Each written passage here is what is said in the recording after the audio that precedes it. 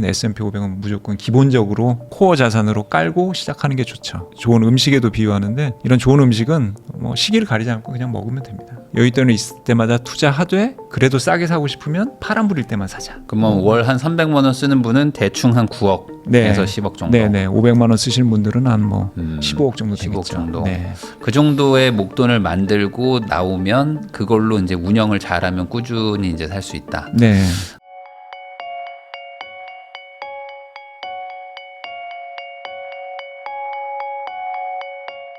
안녕하세요. 부익남TV의 부익남입니다. 오늘은 문희로 기자님을 모시고 ETF 투자와 노후 대비에 대해서 다양한 이야기 한번 해보도록 하겠습니다. 기자님 안녕하세요. 안녕하십니까. 네.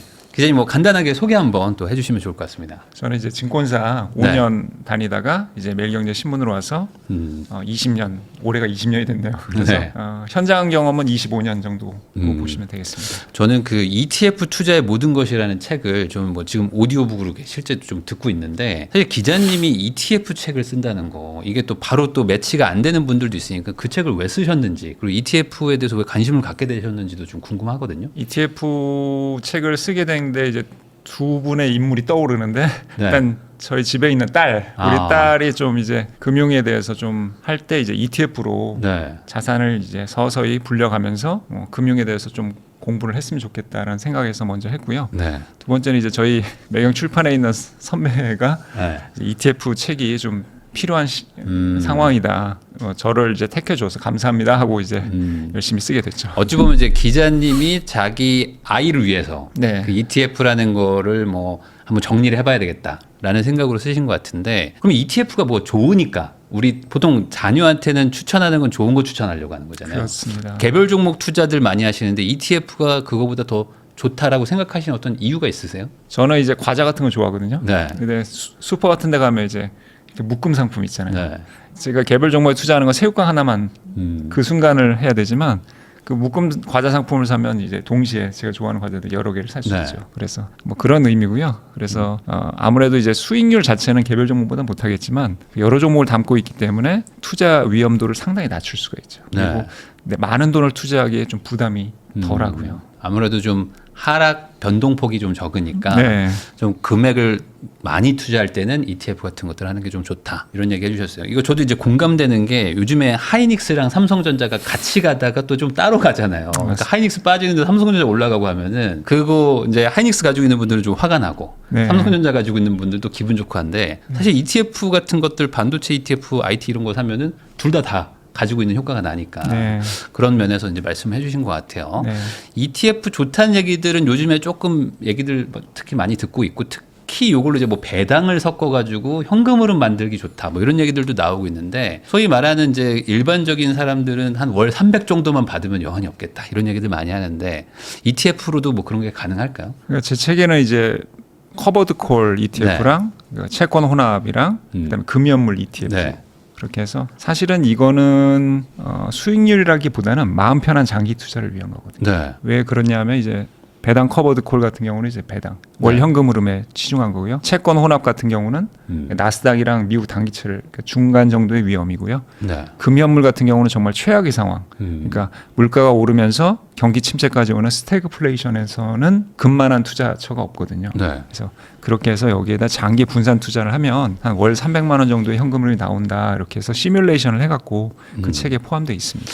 근데 그 커버드 콜 얘기하면은 그 반응들 별로 안 좋거든요. 뭐 네. 저거 위험하다, 저거 원금 빼먹기다 뭐 이런 얘기들도 나오는데 이 커버드 콜에 대해서 조금 설명해 주시면 좋을 것 같거든요. 이게 꼭 이렇게 뭔가 투자를 해야 되는 건지 안 해도 되는 건지 이런 것들 궁금해하실 것 같아요. 결론적으로 말씀드리면 안 해도 됩니다. 안 해도 해도 되는데 이제 월 현금 흐름이 중요하신 네. 뭐 저를 포함한 5060들 그런 분들이 이제 아무래도 월급에 이제 피크를 찍었다가 점점 내려오는 상황이잖아요. 네. 그래서 그럴 때 이제 우리가 이제 국민연금 같은 경우도 소득 대체율이 한 43% 네. 밖에 안 되니까 은퇴 이후에는 아무래도 분배금 혹은 이제 배당금이 좀 나오는 그런 금융자산들이 있어야지 마음 편하겠죠. 우리 네. 넷플릭스에 보면 그 김 부장 이야기 나왔잖아요. 거기서 상가 투자를 했다가 실패한 사례가 나오는데 이거는 뭐 나중에도 말씀드리겠지만 고정 비용이 너무 큰 그런 창업이나 어떤 부동산 투자는 조금 요즘은 네. 인기가 좀 떨어지고 있죠. 왜냐하면 기대 수익률이 내려가고 있으니까. 네. 그래서 이런 ETF로 창업을 하시면 어떨까 해서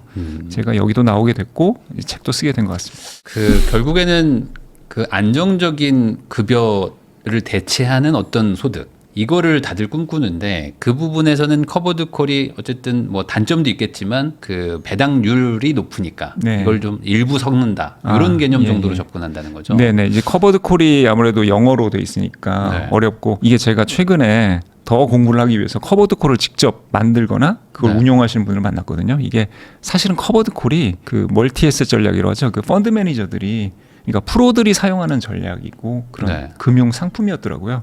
이게 계속 금융 투자 업계가 투명해지고 이게 점점 일반인에게 공개되면서 커버드 네. 콜이 내려온 거거든요.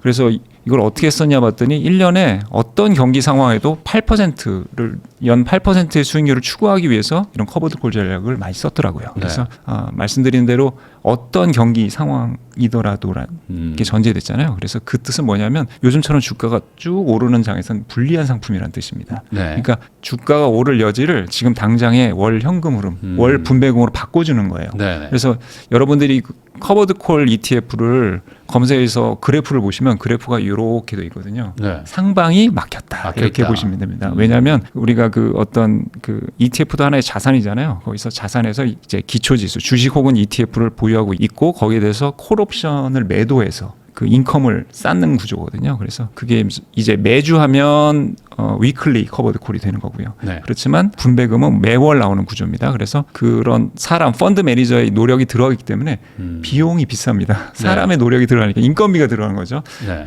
그 대신 이제 매달 주잖아요. 왜 이게 나왔냐면 사실은 높은 분배율보다는 기업들이 3분기 그러니까 분기마다 그 뭐 3개월에 한 번씩 주니까.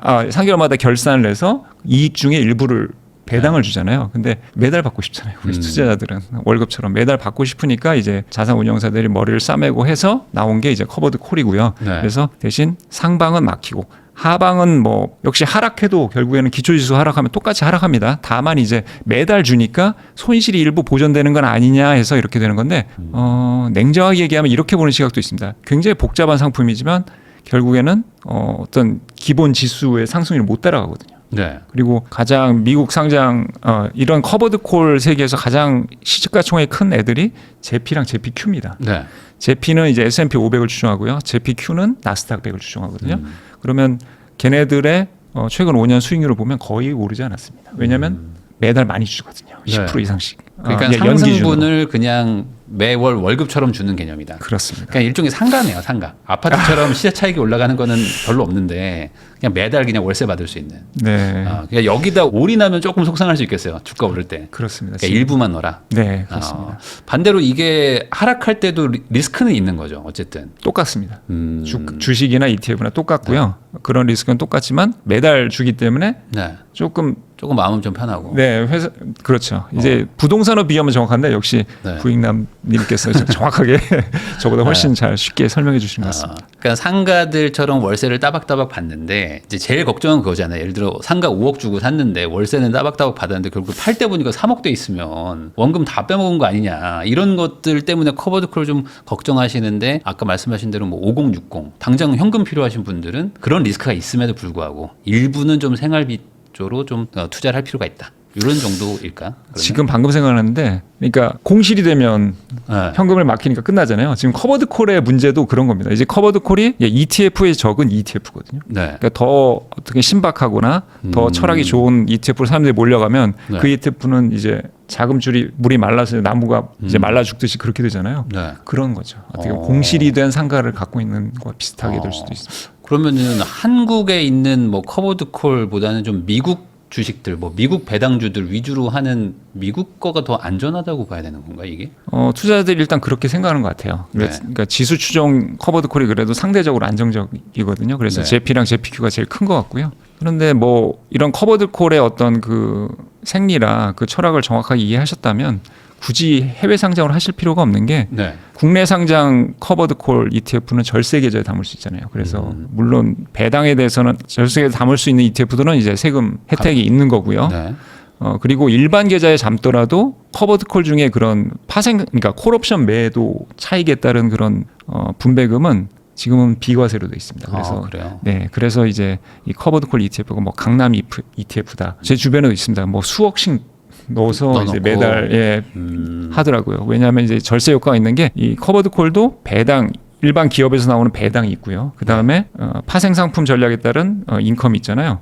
이 중에서 배당은 세금을 떼지만 요거에 대해서는 이제 일부러 안 떼는 게 아니고 요걸 측정하기가 어렵습니다. 그래서 비과세로 돼 있는 거거든요. 네. 그럼 예를 들어 10%의 뭐 분배금을 받는데 네. 한 4% 정도는 뭐 예를 들어 세금 뭐 15.4% 내지만 6% 치는 그냥 뭐 비과세로 받으면 그럼 한 10억 정도 넣었다 그러면 꽤 괜찮을 수 있겠네요. 그렇게 하시더라고요. 그래서 굉장히 위험한 거 아니라는데 본인은 마음이 편하시대요. 네. 그러니까 결국 핵심은 그겁니다. 이해를 하고 마음이 편하면 그거는 괜찮은 투자가 되지만 그거를 남이 평가하기는 조금 어려운 상황이죠. 오해하시면 안 되는 게 거기에 전액 넣으라고 얘기하는 거 절대 아닙니다. 네. 그냥 일부 생활비를 좀 보존할 목적으로 네. 소위 말하는 이제 깔아놓는 거고. 맞습니다. 그다음에 이제 혼합 채권 얘기도 해주셨어요. 혼합 네. 채권 ETF 채권 들어가면 더 벌써부터 이제 좀 복잡한데 이건 왜 해야 되고 뭔지 좀 설명해 주시면 좋을 것 같습니다. 제가 이제 부인간 채널처럼 유명한 채널이나 뭐 책을 보시는 분이나 모든 분들한테 다 얘기하는 게 지금 당장 IRP, ISA, 연금저축펀드를 들어라 하는 이유는 정부가 이제 우리들의 노후를 걱정해서 만든 절세 상품입니다. 그래서 사실은 무조건 들어야 되는 경우고요. 특히 이제 채권 혼합을 말씀드린 거는 이게 IRP는 퇴직연금 있잖아요. 그래서 절대 잃어서는 안 되는 돈입니다. 우리가 회사를 퇴직했을 때 퇴직금도 여기로 들어오고요. 그래서 안전자산 규정이 있습니다. 그래서 채권이나 현금성 자산이 30%가 넘어야 됩니다. 그래서 IRP에 요걸 넣을 때 저 같은 경우도 이제 IRP에 있는데 안전자산 규정을 채우기 위해서 요거 하나만 있는데 주식을 더 선호하시는 분들 같은 경우는 70%를 뭐 주식형 ETF를 하시고 나머지 30%의 이 채권 혼합을 넣으시면 됩니다. 그러면 안전자산. 그럼 안전자산 비중이 실제로는 15% 이상. 왜냐하면 여기서 지금 혼합돼 있는 거니까. 혼합 50%씩 들어가 있거든요. 그러니까 겉으로 봤을 땐 채권이지만 실제로 들어가면 주식이 있는 거예요. 반은 주식이 있습니다. 그러니까 이 혼합형이 아주 그래서 이게 어떻게 보면 팁인데 주식 비중을 85%게 늘릴 수가 있죠. 규정은 70%로 돼 있지만 그런 용도로 저 혼합 채권 ETF도 좀 넣어야 된다. 그러면 이제 아까 세 번째로 금현물 ETF 얘기해 주셨는데 이거는 왜 이렇게 뭐 ETF로 해야 되는지 이것도 좀 궁금해들 하실 것 같고 꼭 금현물을 왜 내가 좀 보유를 해야 되는가? 뭐 이런 좀 것도 궁금하거든요. 네, 금에 대해서 이제 해박하신 분들은 뭐 KRX 거기에 이제 거래 비용이 싸니까 그래서 직접 하시고요. 실물만 아니면 상관없습니다. 실물 같은 경우는 도둑이 훔쳐갈 수도 있고요. 그다음에 부가세도 높고 떼는 수수료도 높기 때문에 실물보다는 이제 ETF나 뭐 이쪽으로 하시면 되겠죠. 그래서 금에 대해서 말씀을 드리면 아까 말씀드린 대로 스태그플레이션 상황에서는 모든 자산이 하락합니다. 이때 이제 금이 우리 자산을 조금 보호해 주거든요. 그러면 제가 항상 말씀드린 건 마음 편한 장기 투자잖아요. 그때는 이제 모든 자산이 하락할 때 금이라도 버텨주면 괜찮은 거거든요. 저 같은 경우는 이제 말씀드린 그런 ETF들 대부분 갖고 있고요. 이 금 ETF는 없는데 그 이유는 이제 금 신탁이 있습니다. 가족들을 위해서. 그래서 그때 아무래도 그 펀드 사태가 있어갖고 은행 분위기가 안 좋았고 원금 손실 가능성을 한 40분간 얘기하더라고요. 그거를 인내하고 금 신탁을 가입했는데 그때는 정말 손님이 아무도 없었거든요. 근데 금값이 이렇게 고공하게 될지는 아무도 몰랐거든요. 그러니까 우리가 절대 미래를 알 수 없거든요. 그래서 여러 가지 자산을 분산해 놓고 그렇게 자산을 분산하고 절세 계좌에 넣기 좋은 게 ETF니까 제가 말씀을 모든 걸 담을 수 있는 그릇이잖아요. 그리고 심지어 최근 안 좋으면 그 그릇이 뱉어냅니다. 지금 코인 ETF 같은 경우 지금 많이 돈이 빠져나오고 있습니다. 코인 값이 안 좋으니까. 그러면 저 금현물 ETF로 하면은 뭐 그 세금이 좀 발생할 수도 있을 것 같은데 이런 건 좀 어떻게 해야 돼요? 뭐 절세 계좌에 넣을 수 있으니까 KRX 금연물 ETF를 근데 이제 나중에 뺄 때는 이제 과세 이연을 하는 거고요. 사실 ETF 절세 계좌에 ETF를 넣을 수 있기 때문에 ETF를 강조 드린 거고 그 시간 동안 우리가 그 돈이 묶이잖아요. 그러면 우리가 복리 효과를 누릴 수 있기 때문에 그러는 거죠. 만약에 너무 투자가 자유로우면 이게 유혹을 많이 받습니다. 그럴 수 있죠. 물론 이제 ISA에서 뭐 돈을 인출할 수 있지만 그러면 세금 효과가 사라지거든요. 그래서 어떻게 보면 여윳돈을 어디 딴 데 허튼 데 쓰지 않고 또 좀 변동성이 큰데 넣지 않고 그리고 자주 매매를 하지 않기 위해서 ETF를 추천드리는 것도 있습니다. 그러니까 오히려 이제 장기간 묶이는 곳에다가 사실 금은 그냥 쭉 들고 가면 결국에 언젠가 뭐 빛을 보니까 네, 한 맞습니다. 20년 투자하자라는 마음으로 못 빼는 데다 일부러 넣는다. 네, 그렇습니다. 그런 것도 나름 그 전략일 수는 있을 것 같아요. 네. 보통 이제 급하면 금융자산부터 정리하는데 네. 못 빼는 돈에다가 이제 장기 투자해 놓으면 괜찮을 수 있을 것 같다는 생각도 좀 드네요. 아까 말씀하셨던 커버드 콜은 사실 젊은 분들은 조금 뭐 이걸 내가 뭐 해야 돼? 라는 생각이 들지만 뭐 60대 뭐 이런 은퇴하신 분들은 되게 관심들 많더라고요. 맞습니다. 당장 어쨌든 돈이 나오니까 국내 상장한 것들 중에서도 좀 추천할 수 있을 만한 게 있을까요? 200 타겟 위클리 커버드 콜 같은 네. 경우 저도 여윳돈을 좀 넣었다가 또 네. 돈이 갑자기 필요해져서 빼긴 했습니다만 네. 사실 돈이 여유가 있었으면 계속 했을 것 같거든요. 네. 이게 지금 시가총액이 1조 7천억 이런 테마형 ETF 치고는 굉장히 덩치가 크죠. 네. 아마 국내에서 가장 큰 ETF일 겁니다. 이쪽 방향에서는. 그리고 ETF 이름에 200이 나오잖아요. 이거는 사람들이 다 알 것 같으니까 생략하는 겁니다. 코스피 200. 그러니까 네. 코스피 200을 기초 자산으로 하고 있다라고 보시면 돼요. 네. 근데 이제 이 코스피가 변동성이 높기 때문에 사실 커버드 콜에는 좀 잘 어울리는 조합입니다. 왜요? 저 모르겠어요. 이게 커버드 콜에서 분배금 뭐 분배율이 뭐 10%가 넘다 이렇게 하려면 변동성이 좀 커야 됩니다. 네. 그러니까 조금 느긋한 애들한테 이 커버드 콜 전략을 쓰면 이게 잘 안 돼요? 네, 분배금이 덜 나올 수 있습니다. 그래서 네. 커버드 콜 ETF가 좋은 시절은 약간 주가가 옆으로 기고요. 네. 일일 변동성이 클 때 좋습니다. 그러니까 파도는 치는데 결국 막 큰 물결이 있는 건 아닌 행보하는 거. 그런 느낌으로 가면 이제 마음이 더 편해지죠. 네. 주가가 많이 오르지도 않는 상황인데 커버드 콜은 이제 매달 꾸준히 나오니까 좀 상대적으로 행복할 수 있습니다. 어떻게 보면 최근의 상황이랑도 좀 연관이 될 그럴 수 수도 있다고 있겠네요. 볼수 뭐 있습니다. 4천에서 계속 얹어져 네, 있으면은 네, 나는 예, 예. 매달 뭐 8% 10%씩 받는데 그렇습니다. 다른 사람들 그냥 네. 횡보하니까 네네네. 대신 올라갈 때는 좀 속쓰리다. 네, 올라갈 때는 그 상승 여지를 포기한다고 보시면 됩니다. 네. 그러니까 올라갈 거를 그냥 따박따박 월세 받는다. 네. 이런 것들 하면은 어쨌든 그 리스크도 있기 때문에 그 아까 말씀하신 분배금률, 소위 말하는 그냥 배당률 뭐 이런 게 좀 높은가요? 네, 많이 주면 그렇습니다. 얼마나 받아요? 지금 코덱스 200 타겟 위클리 커버드 콜 같은 경우는 네. 그 반도체 비중이 높아서 변동성이 큽니다. 그래서 월 분배금을 연간 배당률로 환산시하면 약 13% 13%. 됩니다. 근데 재밌는 거는 올해 이제 이 커버드 콜 ETF가 41% 올랐거든요. 아, 네. 예, 그러면 연 분배율이 13%니까 합치면 54%잖아요. 네. 근데 코스피는 뭐 어제까지 72% 올랐습니다. 네, 네. 이게 이렇게 보시면 돼요. 그러니까 이 ETF 수익률 할 때 주가만 보지 마시고 배당이나 분배금이 나오는 거는 합산 연간 기준으로 하면 네. 비교가 쉽습니다. 그러니까 뭐 거의 18% 정도 졌죠. 네. 커버드 콜 지금까지 지금 상황은. 근데 또 내년에 어떻게 될지 모르니까. 그러니까 이거를 올인하면 되는 게 아니죠. 왜냐하면 그러면 시장 평균 수익률도 못 쫓아가는 거잖아요. 네. 그래서 올인하지 마시고 이거는 이제 하나의 그 월 현금 흐름이 나오는 통로. 근데 이제 이거를 이제 절세 계좌로 넣으시면 이거를 배당 재투자한다고 생각하시면 됩니다. 그러면은 매달 어쨌든 이제 따박따박 연 13%의 수익을 그 월세처럼 받으면서 남들은 물론 그거 없이 70% 벌었지만 네. 나도 한 40%는 벌었다. 네, 네. 추가 상승으로. 네. 그러면 저는 이게 노년층 분들한테는 충분히 매력적일 것 같은데요. 매우 네. 지금 좋아하시죠. 근데 네. 제가 최근에 이제 머니쇼라고 네. 이제 마고 코엑스에서 회사에서 하는 이제 재테크 제일 큰 행사가 있거든요. 거기에서 어떻게 보면 ETF 쪽의 전문가는 ETF를 만든 사람이죠. 네. 자산운용사 타이거 쪽의 대표님을 만났는데 그분이 이런 말씀하시더라고요. 이거는 사실 5060을 위해서 만든 건데 의외로 젊은이들이 많이 하더라. 그리고 뭐 5060 세대들은 S&P 500을 추종하는 그런 네. 지수형 ETF를 많이 하신다는 거예요. 서로 그래서 반대되네. 맞습니다. 지금 반대로 하시고 있거든요. 그래서 네. 지금 뭐 엄청 많은 분들이 보실 텐데 2030 분들은 본인한테 투자는 가장 가치 있다고 생각하잖아요. 그러니까 어떤 가능성에 투자해야 되는 거죠. 지금 당장의 어떤 현금 흐름보다는 네. 그런 거에서는 이제 미국이라든가 우리나라 코스피 200 이런 것들 지수를 기본으로 코어로 깔아 두셔야 마음이 편하고 이게 워런 버핏처럼 엄청난 복리 효과를 누릴 수가 있겠죠. 네. 그냥 커버드 콜 이런 것들은 이제 당장 현금 흐름이 좀 없어가지고 그 생활비가 좀 빠듯할 수 있는 네. 그런 분들한테 좀 적합한 투자라는 거 그렇습니다. 이렇게 정리를 해주셨습니다.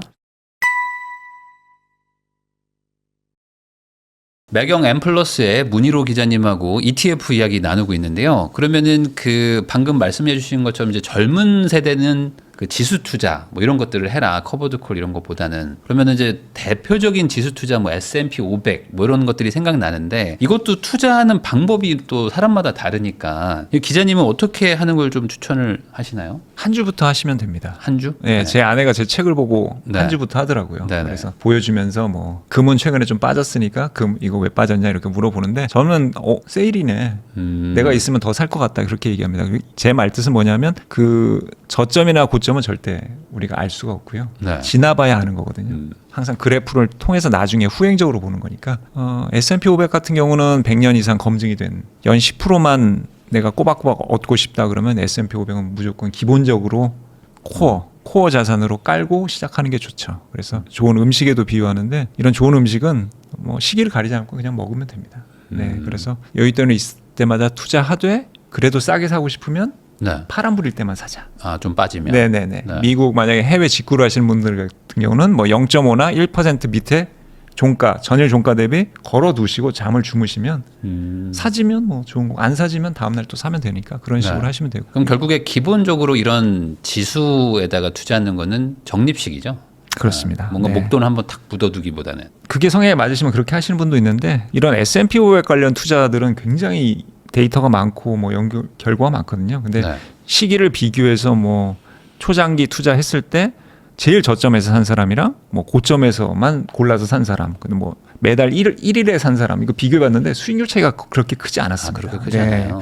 물론 이제 저점에 한 방에 사는 게 가장 수익률 좋겠지만 그런 사람은 실제로는 거의 없었고요. 네. 만약에 그런 저점을 알 수 있다면 장담하건대 1년 안에 워렌 버핏을 따라잡으실 수 있거든요. 아, 그렇죠. 네, 그거 네. 저점 고점 계속 맞추면. 네네네. 그거는 뭐 1년도 안 걸릴 수도 있습니다. 그렇지만 그런 사람이 없는 거 보면 이건 아무도 모른다고 보시는 게 그리고 맞죠. 저는 이제 그런 생각이 좀 들었어요. S&P 500 같은 건 어쨌든 이제 좀 안정성에다 투자하는 건데 여기서 큰 돈 벌려고 생각하는 것도 좀 이상한 거잖아요. 어찌 보면. 그러니까 S&P 500을 저점에 매수하겠다는 생각이면 차라리 그런 뭐 폭락장 때 개별 종목을 사는 게 맞는 거지. 맞습니다. 그냥 기본적으로 얘는 그냥 쭉 깔고 가는. 네. 그냥 나중에 연금처럼 나중에 빼먹겠다. 뭐 이런 그렇죠. 생각으로 장기 투자하는 네. 거죠. 맞습니다. 그러면 그냥 적립식으로 꾸준히. 네네네. 근데 이런 거를 하다 보면은 어쨌든 막 심리적으로 좀 힘들 수도 있을 것 같고 남들 다 가는데 나는 좀 천천히 가고 요즘에 특히 이제 코스피는 막 치고 올라가는데 S&P는 좀 약간 주춤한 것도 있다 보니까 그런 거 그냥 무시하고 그냥 계속 가는 거죠. 이거는 맞습니다. 꾸준히. 네. 그거 쉽지 않을 것 같은데 기자님은 그런 거 좀 겪어보신 적 없으세요? 심리적으로 남들이 너무 빨리 갈 때. 겪은 적 있죠. 네. 네. 그래서 어느새 보니까 그 제 포트폴리오에 빅테크들만 잔뜩 있더라고요. 그래서 2022년에 이제 저점 매도 경험이 있습니다. 아, 네, 그래서 그렇게. 그렇게 업종이 집중돼 있으면 결국에는 빨리 따라잡으려고 어디에 집중을 하게 되거든요. 네. 그리고 빨리 하게 되고 그렇게 하다 보면 반드시 실패하더라고요. 뭐 네. 저도 경험해봤고 많은 분들도 공감하실 수 있겠지만 S&P 500을 사는 순간 여러분들은 상위 10% 안에 들거든요. 상위 10%? 그 펀드 매니저들과 경쟁할 때도 네. 지수를 90%가 이기지를 못합니다. 네. 매니저들의. 네. 그래서 그런데도 왜 안 사시냐 이렇게 좀 인터뷰를 해보니까 역시 우리나라 사람들 워낙 똑똑하시고 이렇게 하다 보니까 10% 안에 만족을 못 하시더라고요. 1등을 하고 싶어 하시더라고요. 네. 그러다 보니까 펠런티어나 뭐 테슬라나 뭐 이렇게 엔비디아 뭐 이렇게 많이 올인을 하시죠. 그게 단기로는 더 빨라 보여도 이거는 이제 통계가 증명하는 거니까 한 10년 장기로 보면은 S&P 500 이기는 거는 정말 쉽지 않다. 그렇더라고요. 이제 테슬라 같은 경우도 한때 엄청 올랐었잖아요. 근데 네. 최근 5년 기준으로 보면 복리 기준으로 연 16%밖에 오르지 않았습니다. 올해는 뭐 더 특히 부진했고요.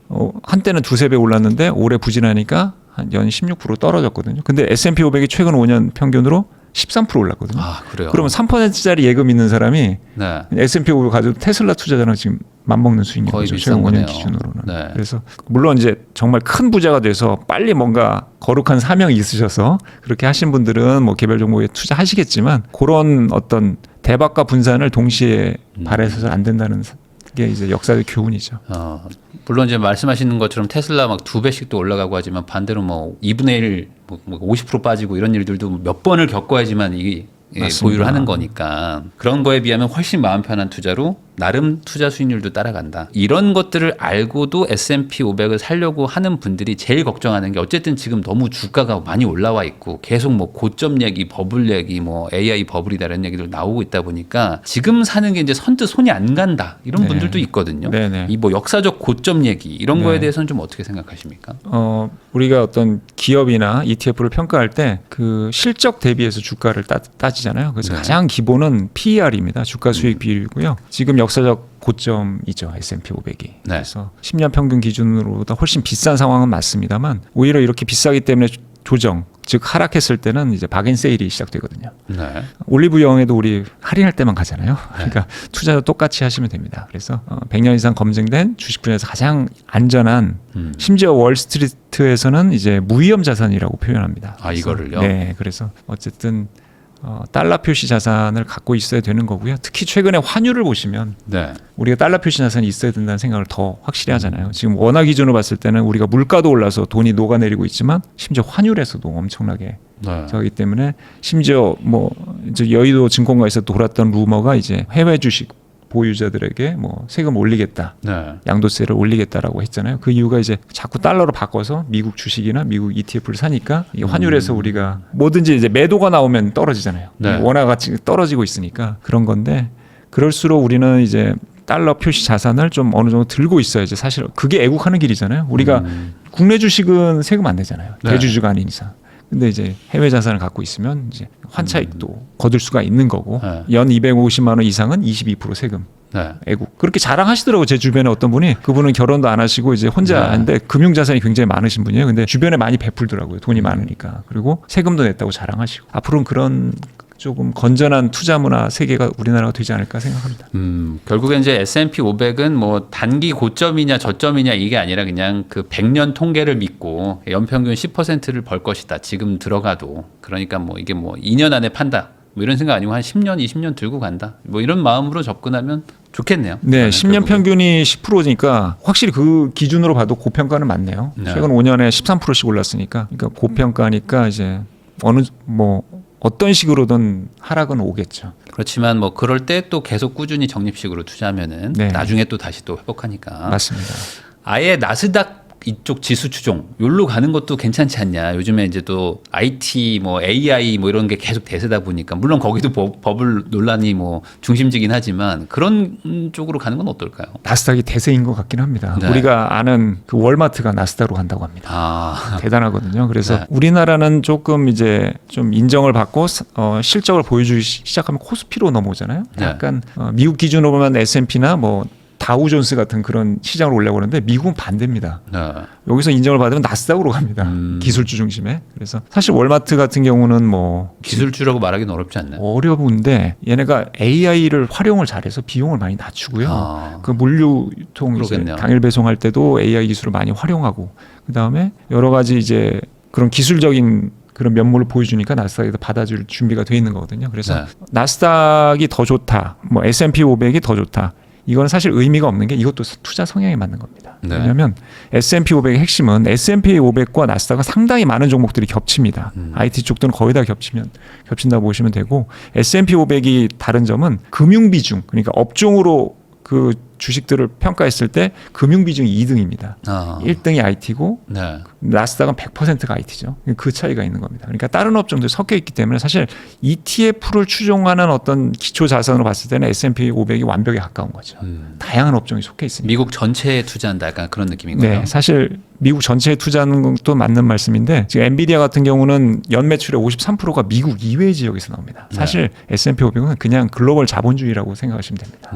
뭐 사실 글로벌 자본주의가 망가지면 네. 제가 예적금을 갖고 있어도 위험하지 않을까요? 사실 그렇죠. 그런 정도의 어떤 편안함을 주는 거니까 이렇게 말씀을 드리는 거고 요즘 같은 경우 특히 이제 S&P 500에 있는 금융업종들 골드만삭스나 JP 모간 이런 주식들 보면 최근에 거의 사상 최고가입니다. 그 네. 이유가 AI 쪽에서 이제 그동안에 AI 기업들은 자기 돈으로 했거나 오픈 AI가 주도하면 거기에 따라가는 형식이었는데 이제 우리도 돈이 없어 돈 빌려줘 하는 상황입니다. 그래서 은행들의 신사업이 AI 대출이 되는 거거든요. 네. 근데 AI 대출에 더 높은 금리를 붙이더라고요. 그리고 그걸 받아들입니다. 네. 왜냐하면 막대한 돈이 필요하니까. 빅테크들은 내가 대출금리 이상을 벌 수 있어라고 생각하기 때문에 그 대출을 받아들이는 거거든요. 그래서 투자은행들의 주가가 상당히 좋습니다. 그래서 그런 것들이 들어가 있는 S&P 500이 그냥 어르신들이 하는 그런 지수인 줄 알았는데 알고 봤더니 굉장히 AI 집중도가 높은 ETF가 되는 거죠. 그러니까 뭐 S&P 500을 투자해도 결국에 엔비디아에도 투자되고 다 되는 다 거잖아요. 되는 거잖아요. 네. 네. 그러니까 너무 그거를 뭐 나스닥만 하면은 또 그 업종이 또 흔들리면 네. 타격이 크니까 네, 네. 그냥 전반적으로 S&P가 나쁘지 않다. 그 본질적인 질문일 수도 있고 궁금함일 수도 있는데 결국에 예적금 같은 것들, 그러니까 소위 말하는 안전하다고 하는 원금이 보장된다는 것들이 뭐 요즘 뭐 2.5% 뭐 3% 정도 막 이자 주고 하는데 그 말씀하신 것처럼 이 100년 통계로 연평균 10%라면 네. S&P 500을 하면 되는 거잖아요. 네, 그냥 다른 자산 투자가 의미가 있나? 라는 생각이 드실 수도 있을 것 같거든요. 뭐 국내 주식이랑 예금 같은 거와 비교할 때 S&P 500 하는 게 맞는 거 아닌가요? 굳이 뭐 다른 걸 더 해야 되는 이유가 있을까요? 어떻게 보세요, 전반적으로? 사실 이 투자는 제가 마음 편한 투자를 하지만 여기서 제가 한다는 뭐 제가 그렇게 추구합니다. 저도 당연히 불안한 게 있을 수 있죠. 근데 마음 편하고 행복한 투자를 위해서는 이게 재미있어야 되거든요. 네. 그래서 재밌기 위해서 조금 더 뭐 좀 위험한 업종도 하고 이러는 거지 중심이 변하면 안 되거든요. 네. 결국 중심이라는 건 코스피 200이랑 S&P 500이 돼야 되는 거거든요. 나머지들은 다 대안이고 S&P 500을 능가하는 뭐가 나왔다. 나올 네. 수 있죠. 근데 그거는 검증이 아직 안 된 거잖아요. 그러니까 S&P 500 그러니까 뭐 S&P 500을 추종하는 가장 큰 ETF가 스파이인데 그거의 저렴이 버전이 스파이 M이 나왔죠. 네. 더 좋다고 볼 수는 없죠. 더 싸니까 소액 투자에 적합한 거고. 그다음에 스파이 뭐 V 이렇게 해갖고 가치주를 또 엮어서 더 안정하는 걸 만들고 이렇게 하거든요. 근데 기본은 항상 S&P 500이거든요. 그래서 네. 이걸 기본으로 하시고 그런 어떤 변형돼서 나온 것들은 보수율이 올라갑니다. 그래서 내가 이런 투자를 하는 게 재밌는데 굳이 그런 상품을 또 사서 수수료 줄 이유는 없잖아요. S&P 500 하시고 뭐 S&P 500의 어떤 절세 역할을 노리시면 국내 상장 S&P 500 ETF를 절세 계좌 담아서 내 노후를 미국 기업들에 기대서 내 노후를 대비하면 좋은 거겠죠. 그래서 예적금 같은 경우는 지금 최근에 체크한 거는 3% 다시 2%였는데 3% 올라오긴 했습니다. 근데 네. 3%라 하더라도 지금 과일값이 1년에 10%씩 오르는 시대더라고요. 귤 지금 26% 갔어요. 네. 그러니까 이게 사실은 원금 보장이라고 하는데 과연 원금 보장일까요? 제가 저 초등학교 때 그 시내버스 타는 때 그때 50원이었습니다. 네. 20배 올랐더라고요 버스비가. 근데 우리 자산은 20배 오른 게 물론 오르신 분도 있겠죠. 근데 이렇게 물가가 무서운 거기 때문에 복리로 불어났을 때는 그러니까 투자는 해야 되는 거고 예적금 당연히 있어야 되지만 예적금에 진짜 올인돼 있는 분도 많더라고요. 네. 투자의 어떤 변동성 때문에 무서워서. 근데 사실은 돈만 이렇게 움켜쥐고 있는 게 더 위험할 수도 있는 시대죠. 그래서 기본적으로 S&P 500이나 뭐 코스피 200 같은 그러니까 변동성은 있지만 그래도 나름 통계상 연평균 수익률이 높은 것들을 기본으로 깔고 일부를 조금 공격적으로 투자해보자. 그럼 이제 말씀하신 것처럼 S&P 500 이런 거는 지수 투자니까 재미가 없잖아요. 소위 말하는 그러니까 남들도 다 하는 거 나도 하니까 재미가 없는데 그 플러스 알파로 할 만한 어떤 ETF 뭐 이런 게 있을까요? 그 제 책에는 다양하게 소개했죠. 네. 아까 부익난님이랑 또 얘기했는데 어떤 업종 ETF도 상당히 좋을 수 있고요. 네. 그러면 최근에 제가 눈여겨본 거는 반도체 보통은 이제 K반도체, 국내 반도체, 삼성전자나 하이닉스를 위주로 한 국내 업종 ETF가 인기 있는데 글로벌로도 섞은 게 있습니다. 그러니까 글로벌로 섞어놨어요. 그러니까 엔비디아도 있고 삼성전자도 있고 이런 거가 있는데 아직은 시가총이 크진 않더라고요. 네. 그래서 한번 일단 공부해 보시면 좋을 것 같아요. 시가총이 너무 작으면 또 유동성 리스크가 있으니까 한번 쭉 공부하시다 확신을 가지면 투자하시면 되는 게 저는 깜보 회동 있잖아요. 네. 젠슨황이 이재용 회장이랑 정의선 회장이랑 만나서 이렇게 한 게 이건 확실히 글로벌 시대구나. 젠슨왕이 그렇게 바쁜 사람이 국내까지 온 이유는 역시 이거는 미국 안에서 다 해결이 안 됐기 때문에 온 거 아닐까요? 그래서 투자도 우리가 뭐 국내만 올인하지 마시고 뭐 S&P 500이랑 코스피 200이 있으면 개별 어떤 특정 종목에 투자해도 상관없겠죠. 근데 네. 그 자체로 만약에 ETF 하나로 해결하고 싶으시면 만약에 반도체 업종에 내가 좀 많은 비중을 넣고 싶다 그래도 한국으로만 하지 마시고 여러 종목으로. 근데 만약에 한국 ETF를 했다 그러면 개별 종목 미국 ETF를 이렇게 같이 섞어도 종류를 되고. 예, 그렇게 하시면 좋을 것 같습니다. 사실 이게 그 서브웨이 같은 거잖아요. 그러니까 내가 넣고 싶은 거를 네. 골라서 넣으면 되는 거잖아요. 1억을 가지고 뭐 1,000만 원은 엔비디아 사고 네, 뭐 네. 2,000만 원은 요 ETF로 사고 뭐 이렇게 섞으면 되는 거라서 네. 그 정도만 사실 고민하면 되니까 저는 되게 좋긴 하더라고요. 과거는 이걸 종목을 다 사고 계속 막 리밸런싱하고 해야 되는데 맞습니다. 이제는 그런 거를 되게 저렴한 보수로 네. 해주니까. 맞습니다. 그래서 이거는 한번 그 ETF는 관심을 가질 필요가 있을 것 같다는 생각이 좀 계속 들긴 하더라고요. 방금 말씀하시다가 조금 얘기를 해주신 게 그 ETF도 이제 시총이라는 개념이 있으니까 뭐 예를 들어 뭐 제가 원하는 ETF를 한번 찾아봤는데 거기는 뭐 한 200억짜리예요. 이런 것들은 사면 내가 나중에 이제 팔고 싶을 때 이거 너무 안 팔리지 않을까? 뭐 호가창이 막 없지 않을까? 이런 걱정들도 좀 들거든요. 그 ETF 자체의 시총이 작은 거는 위험한 건가요? 제가 지금 말씀드린 유동성 리스크를 바로 경험했습니다. 제가 그 여성들이 좋아하는 명품 유럽 명품 기업들로 된 ETF가 있습니다. 네네. 국내상장. 그래서 네. 그걸 샀는데 그게 400억 정도, 360억에서 400억 사이였던 것 같아요. 네. 그래서 근데 제가 돈이 필요해져 갖고 그래도 플러스니까 지금 팔아야지 하고 팔려고 했는데 말씀하신 그 호가창이 엄청 벌어져 있는 거예요. 네. 살 사람들은 저 밑에 있군요. 예, 예, 네. 예. 다 밑에만 걸어 놓으시고 그게 네. 현명한 투자긴 합니다. 근데 저처럼 파는 사람이 항상 불리한 시장이 어떻게 보면 이런 주식 시장이거든요. 그래서 팔려고 봤더니 결국에는 그래도 1년 넘게 했었는데 네. 마이너스로 팔은 슬픈. 아. 예. 그러니까 소위 말하는 이제 부동산으로 얘기하면 매수자가 없어가지고 급급매로 정리하셨군요. 정확한 표현. 원래는 더 호가가 높았는데. 그러면 시총을 한 어느 정도 봐야 돼요? 그래도 최소한. 그래서 1,000억 정도? 최소 1,000억. 예. 많은 돈을 태우시려면 이제 1조 클럽. 그러네요. 네. 왜냐면 이제 400억짜리에 내 돈 막 20억 태웠다. 그러면 나빠지면 그냥 다 무너지는 거잖아요. 그렇네요. 그러니까 네. 그런 것도 하시면 안 되고. 네. 한 1,000억에서 막 조단위 이런 것들로 제가 본인 돈에 맞춰서 좀 고르시는 게 좋겠다라고 생각이 듭니다.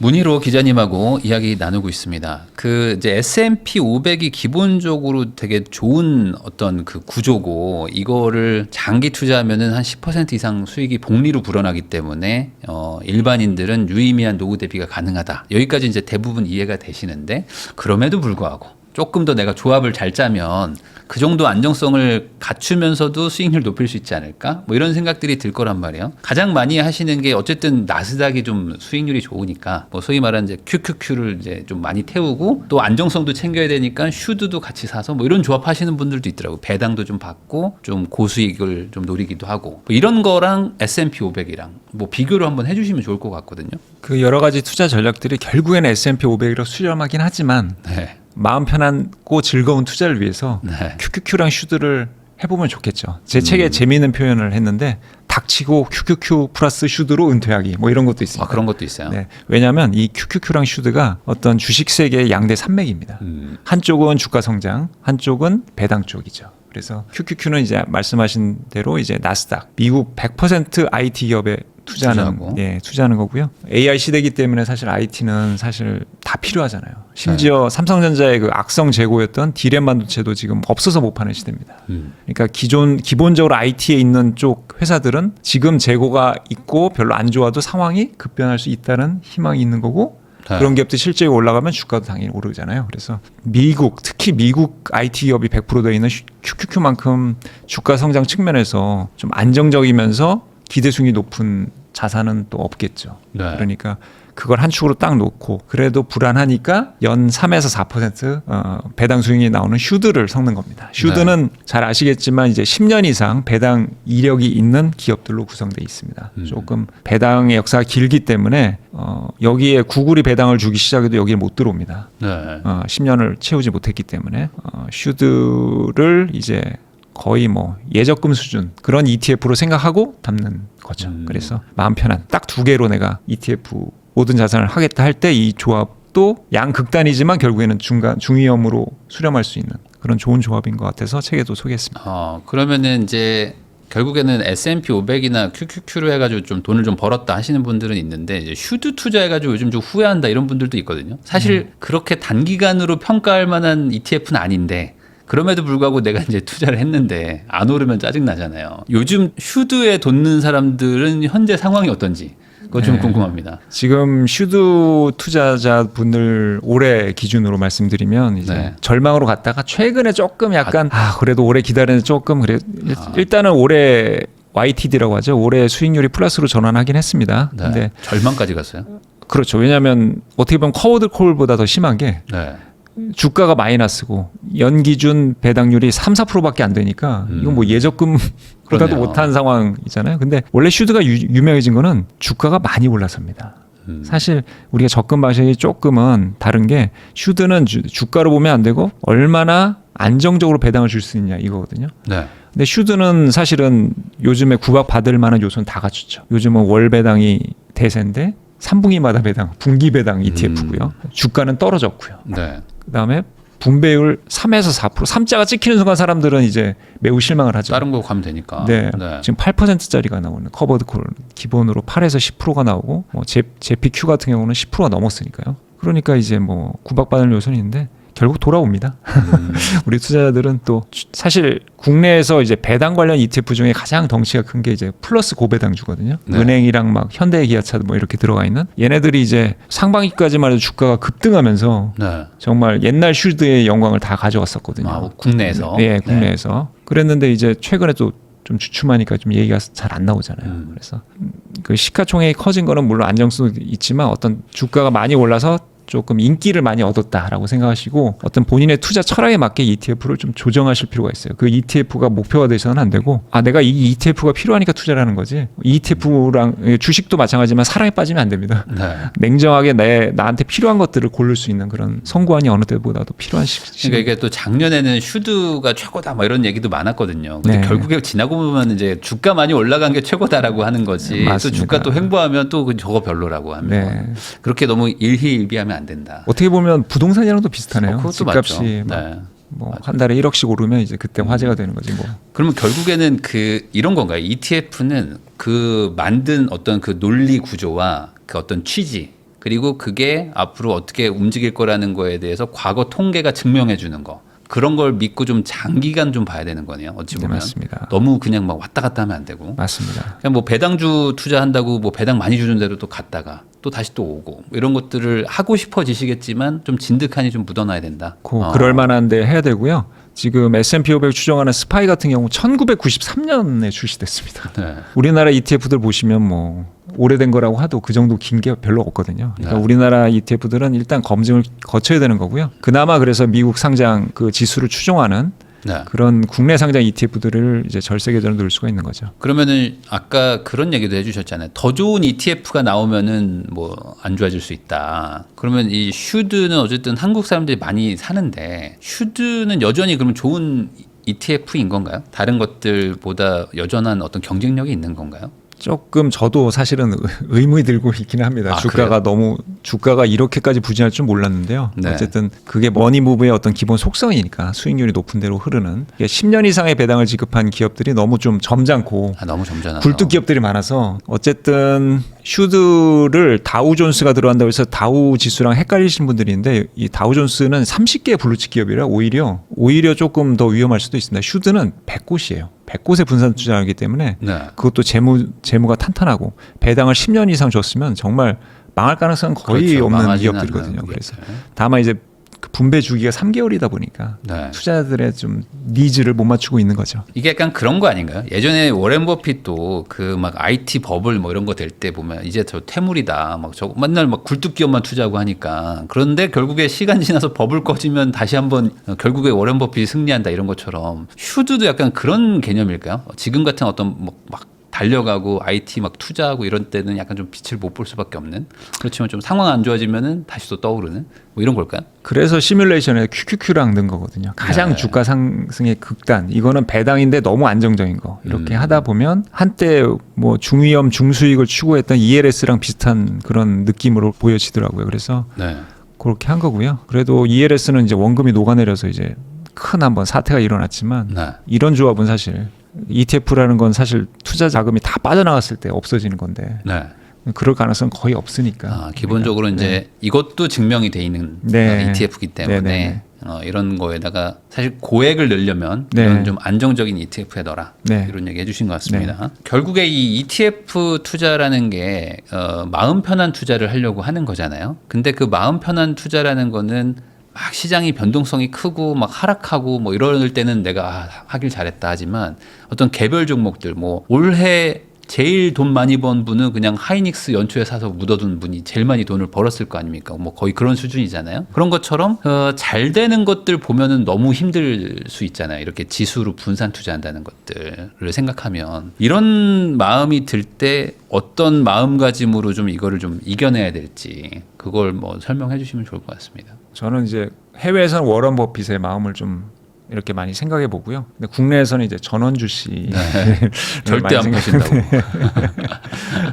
이게 사실 자산을 모아가는 데 있어서 매도는 사실 거의 하면 안 되는 거거든요. 이제 물론 중요한 일이나 뭐 큰 목돈이 들어가거나 뭐 갑자기 병에 걸려서 병원비를 내야 될 경우는 어쩔 수 없는 거지만 일단은 이 투자 자체를 내가 뭔가를 모아간다. 네. 지금 내가 모으는 돈은 미래의 내 월급이다. 이렇게 생각하시면 지금 당장에 그 써야 될 것도 많이 고르실 것 같아요. 네. 절약을 하게 되는 거죠. 지금 말씀하신 게 사실은 투자들의 본능입니다. 오르면 팔고 싶고 네. 내렸을 때는 잠깐 갔다 와도 되잖아요. 네네네.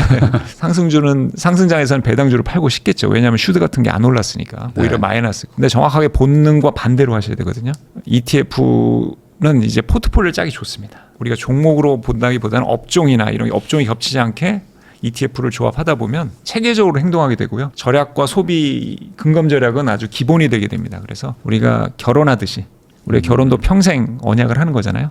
결혼할 시 평생 모아할 만한 주식이나 ETF를 선택하는 것이 가장 중요하고요. 상승장에서는 이제 주가 상승을 좀 즐기시고 하락장에서는 바겐세일 기간이구나 ETF를 추가 매수하는 좀 마음 편하고 건전한 투자 문화가 좀 정착이 됐으면 좋겠습니다. 그럼 방금 말씀해 주신 게 되게 좋은 게 이제 가능하면 안 팔 것들을 계속 사모으는 게 기본적으로 이 자산 투자의 기본인데 그러다가 이제 결국에 이제 못 버티는 게 뭐 다른 주식이 많이 올라가서도 그렇지만 뭐 이렇게 돈이 통장에 뭐 들어오는 게 없잖아요. 그러니까 안 팔면 주식만 가지고 있는 거지 돈이 안 들어오니까 뭔가 내가 소비도 하고 싶고 할 때 또 팔고 싶어지고 막 이러는데 그런 의미에서는 배당이라는 개념이 어쨌든 주식은 있으니까 월배당이든 분기배당이든 조금씩이라도 들어오면 그거 가지고 뭐 소비도 할 수 있고 뭐 소소하게 뭔가 네. 돈도 쓸 수 있으니까 배당을 같이 섞는 거는 좋은 것 같기는 해요. 저는 배당주가 100%입니다. 그러니까 배당주가? 배당이나 분배를 주는 주식이나 그걸로만 돼 있습니다. 왜냐하면 배당을 안 주는 주식들을 사 보니까 네. 이게 힘들어요. 현금 흐름도 막히고요. 네. 투자를 하고 싶어도 많은 돈을 넣기에 좀 부담스럽고요. 그다음에 네. 최근에도 경험했지만 당장 10만 원을 보낼 돈이 없어갖고 아내한테 꾸면 아내가 저를 어떻게 생각하겠습니까? 주식 팔어 막 이렇게 할 수도 있으니까. 근데 주식을 팔면 D+1이잖아요. 그러니까. 국내 주식 모두 이틀 후에 찾을 수가 있습니다. 그래서 이틀 기간 동안 어떻게 보면 가정에서의 어떤 신뢰도가 깨지는 시간을 보내셔야 되기 때문에 네. 현금도 있어야 되고 네. 배당이 주는 어떤 금융자산이 꼭 있어야 된다. 그러니까 뭐 몇십만 원이라도 이렇게 뭐가 들어오면 네네네. 그게 좀 마음이 편해지는 것도 분명히 좀 있죠. 그래서 선택을 할 수 있잖아요. 이걸 배당을 재투자할지 물론 이제 절세 계좌는 무조건 배당 재투자하는 상황인 거고 그래서 종합금융소득 그거 과세에서 피하기 위해서 해외 직구를 일부러 하시는 분도 있어요. 왜냐하면 네. 그건 분리과세로 분리과세니까. 합쳐지지가 않으니까. 근데 그렇게 하시면 해외 만약에 개별 직구로 있으면 그거는 좀 생활비로 쓸 수가 있죠. 물론 이틀이 걸리겠지만 네. 그래서 그런 식으로 하시면 되겠습니다. 갑자기 생각난 건데 어쨌든 지금 내년도부터 국내도 이제 분리과세 움직임이 좀 있잖아요. 그리고 이제 뭐 조건이 까다롭긴 하지만 뭐 분리과세가 될 만한 종목들도 꽤 있어 보이고 네. 그러면은 그런 종목들을 또 기반으로 한 뭐 국내 배당 성장주니 뭐 고배당 뭐 ETF니 이런 것들이 내년에 뭐 배당률이 올라가면서 소위 말하는 이제 주가도 같이 점핑하는 옛날 슈드 같은 뭐 이런 일들이 또 일어나지 않을까? 이런 부분에 대해서는 어떻게 생각하십니까? 당연히 그렇게 될 거라 생각하고요. 또 자산운용사들이 굉장히 똑똑하고 체계적으로 잘 움직이고 있기 때문에 분명히 또 그런 것들이 나와서 또 새로운 ETF 나오시면 그건 여윳돈으로 조금 투자해 보시면 좋을 것 같아요. 그래서 분명히 아마 더 좋은 ETF들이 내년에 더 많이 나온다 생각하시면 됩니다. 네. 그래서 아예 국내 쪽 배당 위주로 이렇게 전환하는 요 개념으로 가는 것도 괜찮을까요? 그래도 좀 미국에 계속 좀 남겨놔야 될까? 미국 자산, 그 달러 자산으로? 우리가 아무래도 우리 원화가 기축통화라면 그런 걱정은 안 해도 되겠죠. 근데 그래서 사실은 네. 달러 표시 자산이 있어야 되는 거고요. 말씀하신 대로 그런 것 그 한국 주식이나 한국 배당주의 비중을 늘리는 한 해가 되겠죠. 내년에는 아마 대세가 그렇게 될 텐데 할 때 이제 개별 종목보다는 이제 ETF를 하신 게 좋고 절세 계좌 중에서도 ISA 계좌는 종목을 투자할 수가 있잖아요. 네. 지금 뭐 이렇게 부익남 채널이나 이런 재테크 채널을 통해서 어떤 종목에 대해서 확신이 드시는 분이 있을 거예요. 그런 건 IS에는 종목을 투자할 수 때문에 내가 정말 선구안이 뛰어나서 배당 성장주를 국내 배당 성장주를 IS에 담을 수만 있다면 그게 네. 최고의 사실은 제도의 모든 것을 이용하는 게 되겠죠. 거기는 미국 주식은 담을 수 없습니다. 네. 제가 생각해도 지금 분리과세가 영향을 분명히 줄 거거든요. 네. 이게 안 주진 않을 거고. 그러면 대부분 이제 말씀하신 것처럼 아까 그 슈드가 투자하듯이 우리나라에서 정말 탄탄한 그 비즈니스 모델을 갖고 있는 기업들 위주로 배당이 좀 그나마 나오니까 네. 그쪽에 주가가 한번 올라갈 것 같다는 생각도 좀 들긴 드는데. 맞습니다. 그러면 일부를 떼서 좀 옮기는 거. 네. 뭐 전부 다 가는 건 또 그렇고. 네, 그렇습니다. 이 정도면 되겠네요. 네네. 매경 엠플러스의 문희로 기자님하고 이야기 나누고 있는데요. 그러면은 결국에 배당주 위주의 투자를 또 강조를 하시고 또 ETF는 또 약간 거기에 또 성향이 또 맞으니까 결국 이 영상들은 좀 2030보다는 이제 5060 뭐 이미 은퇴하신 분들 뭐 그리고 이제 있던 뭐 집을 파시거나 상가 팔고 현금 좀 목돈 있는 분들 이런 분들이 제일 관심사가 많단 말이죠. 그 기본적으로 한 50대 정도의 은퇴를 하시니까 그때 뭔가 ETF든 뭐든 여러 가지 현금 흐름을 고려할 때 한 이 정도 돈은 만들고 나와야 된다. 어떤 그런 기준. 뭐 기자님은 어떤 금액을 생각하세요? 어느 정도 모아야 될까요? 이건 진짜 정답이 없는 것 같아요. 네. 많은 돈이 필요하신 분들도 있을 거고 아니면 뭐 적은 돈에 이제 만족하시는 분도 있을 텐데 그냥 제 경우를 말씀드리면 300배의 법칙이라는 게 있더라고요. 그래서 최근 3개월 생활비 혹은 뭐 카드로만 쓰시는 분들은 카드값 네. 거기다 300을 곱하는 거죠. 아, 그러면 내 노후에 필요한 자산이 나오는데 그거는 뭐 정말 천차만별일 것 같아요. 네. 그러면 월 한 300만 원 쓰는 분은 대충 한 9억에서 네. 10억 정도. 네네 500만 원 쓰시는 분들은 한 뭐 15억 정도 15억 되겠죠. 정도. 네. 그 정도의 목돈을 만들고 나오면 그걸로 이제 운영을 잘하면 꾸준히 이제 살 수 있다. 네 그럼 생각보다 많잖아요. 맞네요. 왜냐면은 한국 뭐 자산 평균이 한 4억이었나요? 5억이었나? 네. 순자산이 그러는데 예, 예. 네. 그거 맞추기는 쉽지 않은데 이거 그러면 결국에 이럴 때 커버드 콜 같은 거 쓰는 건가요? 일부? 뭐 그렇게 되는 거고요. 정말 한번 그런 쪽으로 어떤 내 미래에 대해서 계획을 세우신다면 방법은 반드시 나온다. 그걸 좀 생각하시면 되겠습니다. 네. 그래도 한 300배의 법칙을 생각해 보면 네. 반대로 지금 내가 계산해 보니까 가지고 있는 것 대비 너무 격차가 벌어지신 분들은 좀 열심히 더 살아야 되겠다라는 네. 생각을 하는 기준은 된다. 네네. 이렇게 좀 보면 될 것 같고 이제 퇴직 예정자들이 제일 걱정이시니까 요즘에 뭐 명예퇴직이니 이런 얘기들도 많이 나오잖아요. 그럼 예를 들어 뭐 한 2억에서 한 3억 정도? 요 정도 이제 들고 나오시는데 막상 지금 뭔가 재취업은 잘 안 될 것 같은 그 복잡한 상황. 요럴 때 요 돈이 되게 소중한데 어떻게 세팅을 해야 될까? 이제 초기 목돈을 이제 세팅을 해야 되니까. 그 책에는 이제 1억을 종잣돈으로 하고 네. 3분할해서 그거에 이제 월 뭐 50이나 100만 원씩 꾸준히 장기 분할씩 해서 뭐 10억 만들기 이런 것도 있거든요. 근데 기본적인 거는 이제 지수 추종이랑 그다음에 뭐 커버드 콜. 왜냐하면 현금 흐름이 나와야 되니까 그다음에 금이나 채권 이런 것들이 되는 건데 일단은 뭐 ETF는 모든 금융자산을 담을 수 있잖아요. 심지어 뭐 비트코인까지도 담을 수 있으니까 본인의 성향에 맞게 이렇게 하시면 됩니다. 그래서 근데 이제 축이라는 거는 일단은 코어 자산으로는 S&P 500이나 코스피가 돼야 되는 거죠. 네. 그리고 그다음에 그 수단은 절세 계좌가 돼야 되는 거고 비용을 줄여야 되니까 세금 비용을 그다음에 이제 최악의 경제 위기 상황에서 버틸 수 있는 이제 채권이나 금 이런 안전자산이 어떻게 보면 3대 축이 되겠죠. 그래서 그 축의 비율도 있을 것 같아요. 축의 비율. 뭐 기본적으로 30%씩 했는데 만약에 뭐 아까 QQQ랑 슈드로 간다면 그거는 좀 단순한데요. QQQ 같은 경우는 이제 어떤 자산 혹은 이제 주가 상승이잖아요. 네. 그러면 2030 같은 경우는 뭐 7에서 8까지도 갈 수가 있는 거죠. QQQ를 뭐 70%. 네. 슈드는 근데 이제 반대로 은퇴가 가까우신 분들은 그거 정반대로 해서 3대 7로 3대 7로. 예, 그렇게 해서 하시면 되고요. 그게 사실은 그런 은퇴 시기에 맞춰서 주식 비중이 줄어드는 그거는 TDF라고 네. 이미 이쪽 자산 운용 업계에서는 아주 기본 공식입니다. 그래서 뭐 주식 비중이 처음에는 뭐 8에서 90% 시작했다가 점점 낮아지는 그런 펀드를 가입하거든요. 네.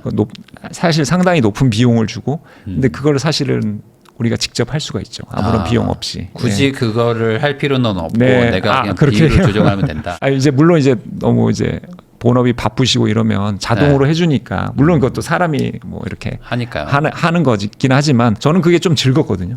그렇게 하는 게 스스로 하는 게 즐겁기 때문에 그런 분들은 이렇게 직접 하시면 되고 아니면 TDF에 맡기셔도 되는데 네. 기본 원칙은 그런 거죠. 그래서 비율이라는 것도 상당히 본인 성향에 따라서 달라지는 거고 하기 때문에 어쨌든 은퇴 시에 가까워졌을 때는 안전자산 비중이 높아지는 게 맞고요. 근데 네. 1억으로 할 때는 이제 동등하게 비율을 했다가 어차피 이제 한쪽 ETF가 굉장히 가치가 올라갈 수 있거든요. 그때 리밸런싱 할지는 본인이 이제 판단하시면 되는 거죠. 네. 그러면 여기서 또 갑자기 궁금한 게 네. 이제 아까 저희가 이제 커버드 콜의 위험성 이런 얘기도 막 했지만 반대로 이제 월 배당처럼 월급처럼 나오니까 이것도 분명히 매력적으로 생각하시는 분들이 있을 거란 말이에요. 그럼 예를 들어 내가 3억인데 3억을 커버드 콜에 만약에 넣으면 네. 월 300씩 나올 수도 있잖아요. 네네.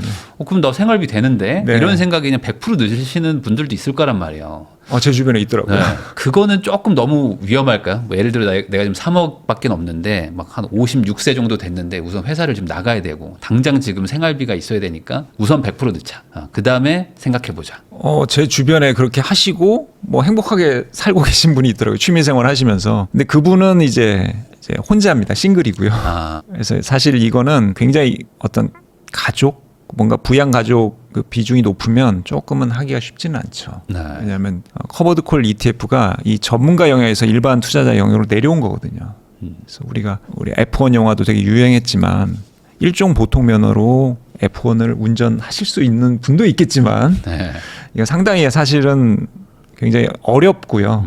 복잡한 금융 투자 형태거든요. 그래서 요거를 좀 100% 이해하시고 마음이 편하신 분들만 하셨으면 좋겠어요. 그러면은 너무 높은 비중에 그거를 하진 말고 적절히 다 섞어야 된다. 어느 그렇죠. 정도. 그래서 이 커버드 콜 ETF도요. 커버드 콜 비중이 나와 있습니다. 그래서 네. 그게 적당한 ETF가 또 인기가 많아요.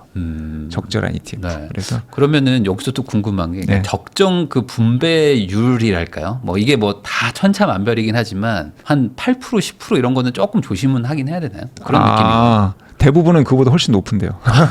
뭐 어떻게 이걸 봐야 돼요? 그러니까 초보자분들도 많고 뭐 저도 잘 모르니까 뭐 여쭤보는 네. 겁니다. 그러니까 한 5%만 돼도 왠지 좀 약간 불안한 느낌이 있거든요. 지금 부동산. 분배율 네. 말씀하신 네, 거죠? 분배율. 네. 근데 막 8% 10% 이러면은 이거 위험한 거 아니야? 뭐 지금 이런 생각이 들 것 같기도 업계에서는 하고. 10% 이내는 뭐 사실 왜냐하면 그 사례가 있습니다. 어떤 이제 국내 상장 커버드 콜 ETF인데 어떤 운용사가 이제 10% 이상을 해서 이제 물론 추구하는 겁니다. 그래서 추구를 해서 이렇게 발표를 했는데 저거는 지속 가능하지 않다고 저격하면서 7%짜리를 내놨어요. 네. 그걸 보면 10% 이내는 좀 안정적인 거거든요. 네. 이 정도는 충분히 줄 수 있다는 무리한 전략이 아니라는 뜻이죠. 그래서 10% 기준으로 보시면 될 것 같아요. 그런 사례가 있으니까. 어쨌든 분배율은 그렇고요. 이 커버드 콜을 섞는 비중도 중요한데 100% 된 것짜리는 뭐 20% 뭐 그렇게 네네네. 연기한 기준 20% 이상 줍니다. 그리고 굉장히 위험하죠. 네. 그 매니저가 삐끗하면 이제 다 가는 거예요. 분배율도 못 주고 네. 거기에 실망해서 투자를 싹 빠져나가잖아요. 그러니까 청산의 그게 리스크예요. 문제네요. 이게 지금 커버드 콜을 보실 때 이게 지금 뭐 연 10% 이상 요거는 다 추구하는 목표치입니다. 그래서 네. 요거를 이걸 주겠다고 기대하시면 안 되고요. 당연히 첫 해는 잘 나오죠. 네. 근데 우리가 금융 사기꾼들도 폰지 사기꾼들 한 3개월은 잘 주잖아요. 처음엔 잘 주죠. 네, 처음엔 잘 네. 줍니다. 그러니까 그러다가 이제 시간이 먼저 지나니까. 원금 찾아서 나가는 사람들만 살아남고 나머지는 다 죽는 거잖아요. 네. 그런 것도 조심은 해야 된다. 네. 그러니까 결국에 이제 은퇴할 때는 내 원금을 어떻게든 지키면서 그래도 조금 성장하는 원금이 좀 커 나가는 그 어떤 그 절묘한 부분을 잘 맞춰야 된다. 요 얘기를 해주신 것 같고 그러면 예를 들어 나는 생활비가 한 300은 필요한데 뭐 네. 커버드 콜 이런 걸로 해도 한 100밖에 안 나온다. 그러면 그 200은 뭐 어떻게든 뭐 다른 일을 해서라도 벌어야 된다. 이렇게 정리하면 될까요? 이것까지 다 받으려고 하면은 위험해진다. 국민연금이 그래도 있습니다. 우리 네네. 저기 국민연금이 워낙 또 그런 기관 글로벌 기관 투자자들 사이에서는 굉장히 잘하는 상위권이에요. 잘해서 지금 우리의 노후가 덜 깎일 수도 있습니다. 어쨌든 소득 대체율을 반 정도 보시고요. 그러면 국민연금도 있고 그다음에 ETF도 있고 하면 본인이 하는 일이 조금 돈이 안 되는 네. 나이가 들수록 좀 돈이 덜 되잖아요. 그러면 이 자산 비중을 높이는 거죠. 그런 의미에서 커버드 콜을 얘기한 거지. 네. 커버드 콜이 만능 상품이다라고 해서 얘기하는 게 아닙니다. 그래서 네. 이렇게 모든 것들은 돈이 우리가 목적으로 삼는 사람들은 항상 불행하거든요. 네. 돈은 수단이죠. 그래서 우리가 뭐 성경에도 보면 그 달란트 비유가 나오는데 주인한테 받은 그 돈을 땅에 묻어놓은 사람이 나중에 엄청 혼납니다. 그리고 많이 불린 그 종한테 그것까지 뺏어서 주거든요. 네. 그게 어떤 뭐 예적금의 폐해다, 뭐 투자가 중요하다 이런 뜻이 아니고 현실의 머니 무브가 그런 것 같아요. 어떻게 보면 영리하게 어떤 이 전략에 따라서 장기 투자하는 사람한테 돈이 계속 모이고요. 단기적으로 이렇게 생각하고 리스크를 지지 않으려는 행동이잖아요, 사실은. 네. 그런 행동들이 그 종이 한 결과는 땅에 묻어놨으니까 그 종이 그렇게 얘기하거든요. 주인이여 보소서, 내가 주인을 잘 보관했습니다. 보관은 선이 아닌 거죠. 이런 금융투자업계에서. 물론 이거는 비유입니다. 믿음도 이제 선물처럼 주니까 그걸 받아서 아무런 발전 없이 그냥 그렇게 해서 사실 이렇게 책망을 받는 거지만 이거를 재테크 차원에서 해석할 수도 있거든요. 그래서 그런 차원이니까 이런 머니 무브의 속성은 결국 리스크를 지는 사람한테 가는 거거든요. 물론 단기적으로 확 뺏길 수는 있겠죠. 그래서 위험을 줄이기 위해서 장기로 투자하는 거잖아요. 그렇게 해석하시면 됩니다. 그 50대 한 중반쯤에 이제 은퇴하신 분들 중에는 이제 100세 시대라는 얘기들이 많기 때문에 지금부터 내가 너무 안정적으로 이제 좀 그 낮은 수익률로 안전하게 가려고 하면 나중에 어떻게 하냐 이거에 대한 걱정도 있다 보니까 지금 이 뭐 3억짜리 뭐 퇴직금을 더 불려야 되겠다. 더 공격적으로 가야 되겠다라는 생각을 하시는 경우도 있는 것 같아요. 이런 방향으로 간다는 거, 뭐 한 최소 85세, 막 90세까지 사니까 이런 방향이 괜찮다고 보세요. 어떻게 보십니까? 가장 중요한 건 오래 사는 거더라고요. 워렌 버핏처럼. 네. 워렌 버핏도 60세 이후에 부자가 됐으니까 워렌 버핏이 60년, 그러니까 지금 나이를 기준으로 했을 때 한 60년 이상 투자한 거잖아요. 네.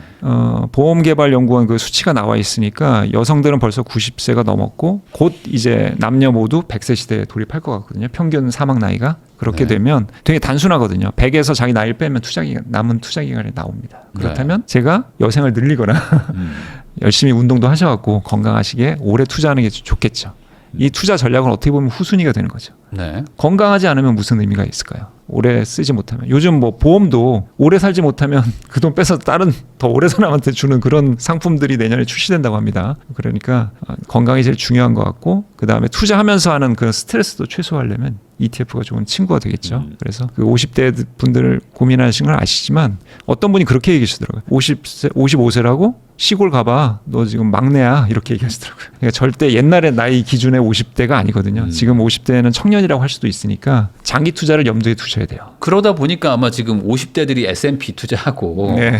그리고 이제 2030은 저 커버드 콜로 좀 돈 받고 이러고 있는 게 아닌가 싶기도 해요. 네, 지금 당장 어려우시니까 2030 분들. 그러니까 이게 맞는 건지 또 그럼에도 불구하고 5060은 안전하게 가는 게 먼저다. 이거에 대해서 좀 고민들이 많으실 것 같긴 해요. 그러니까 더 공격적으로 가도 되는 거 아닌가? 뭐 이런 생각도 있으실 것 같고. 네. 어떻게 해야 됩니까? 이건 각자에게 대한 선택인가요? 내가 100세까지 살 거니까 난 아직 젊어하고 그냥 더 많이 투자한다. 이런 분들도 있을 수 있으니까. 사실 ETF보다 더 훌륭한 자산은 지금 현업입니다.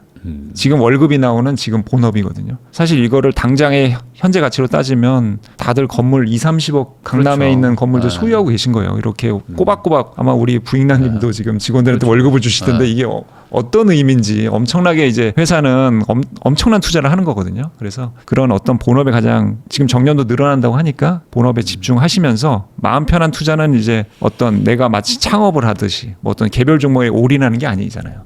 ETF는 분산 투자니까 그런 대안이 당연해질 수 있고 저는 꼭 최근에는 김 부장 이야기를 많이 보시라고 합니다. 우리 부인남 채널 보신 다음에 자기 얘기 같아서 못 보겠다는 분들 많아요. 그렇네요. 그러니까 한 4화 보다가 못 보겠어서 껐다 뭐 이런 분들이 많거든요. 네. 그 흥망성쇠가 딱 나오는데 정말 김 부장이 제 나이더라고요. 그래서 20년 일하고 받은 퇴직금을 대출까지 합쳐서 10억 이상을 갖다가 그 상가에 투자하죠. 근데 시세보다 3배 이상 비싸게 투자한 거잖아요. 근데 저는 이거까지는 괜찮다고 봅니다. 왜냐하면 우리가 주식도 고점에 잡을 수 있잖아요. S&P 500 했더니 그 다음부터 뭐 한 15%포인트 쭉 빠질 수도 있죠. 근데 거기서 가장 큰 문제는 우량주를 사지 않은 거예요. 공실이 될 자산을 산 거죠. 그걸 초기 비용 너무 과도하게 투자해서. 근데 ETF는 지금 당장 10,000원으로도 할 수 있잖아요. 코스피 200 관련 ETF가 다 10,000원대입니다. 그러니까 10,000원으로 한 주부터 시작할 수 있고 만약에 미국 보신다 그러면 11만 원 정도 시작합니다. 스파이 M이 이제 스파이가 지금 제가 그 책을 쓴 이후로 방송에 나왔을 때 100만 원이 안 됐었습니다. 근데 지금 스파이 많이 올라가지고 110만 원이 됐는데 그거보다 싼 게 이제 11만 원짜리 스파이 M이니까 거기서부터 하시면 되는 거죠. 그래서 그러니까 ETF를 가지고 약간 그 금융 창업 같은 개념으로도 한번 생각은 해보자. 네. 너무 그 소위 말해서 퇴직금을 노리는 그 분양 업체들이 정말 많거든요. 그거 한번 잘못 걸리면 그러니까 환금성이 너무 떨어지는 게 제일 문제인 것 같아요. 그러니까 좀 빠질 수는 있는데 팔리기라도 하면 그래도 거기서 좀 어느 정도 건져서 나오는데 안 팔리는 게 많거든요. 거기서 보니까 성공한 그 사례가 하나 있네요. 그 아들. 네. 아들은 대학생 신분으로 네. 그 월세를 조금 내면서 아버지 상가니까 거기 그럴 수 조금 있죠. 내면서 그 옷을 팔으니까 부담도 덜하니까 잘 되잖아요. 그래서 그런 어떤 고정비, 부동산 관련 고정비가 덜 나오면서 이렇게 하기에는 ETF만한 상품이 지금은 없는 거죠. 네. 그리고 요즘에 워낙 많이 발전이 또 되다 보니까 또 비과세인 부분들도 분명히 있고 그렇죠. 여러 가지 한번 잘 공부해 볼 필요는 있다. 네. 그러니까 이거 공부해 보고 아니다 싶으면 그때 부동산 가는 것도 뭐 저는 나쁘지 않을 것 맞습니다. 같아요. 먼저 네. 갔다가 이제 소위 말하는 이제 상가 같은 거 사가지고 뭐 물려버리는 분들도 많아서 그러면 이제 회복이 안 되거든요. 사실 5, 60대 때 부동산 투자 실패하면. 저는 ETF를 채워놓고 오히려 임장을 다녔었거든요. 네. 목동에 오래 살다 보니까 혹시 좀 새 아파트들도 좀 궁금하더라고요. 근데 좀 깜짝 놀라는 게 우리가 그 부동산도 수익률로 따질 수 있잖아요. 네. 월세가 나오니까 강남권도 2, 3%밖에 안 되고요. 맞아요. 강남 바로 건너편 광진구 쪽은 새 아파트인데 매매가는 너무 높고요. 월세는 들어오는 사람이 없으니까 0.몇 %더라고요. 굳이 계산을 해보면 네네. 그러면 지금 그건 예전급보다도 못하잖아요. 네. 그리고 돈이 묶이는 거고 ETF는 실시간 매매 가능하고 투명하고요. 강남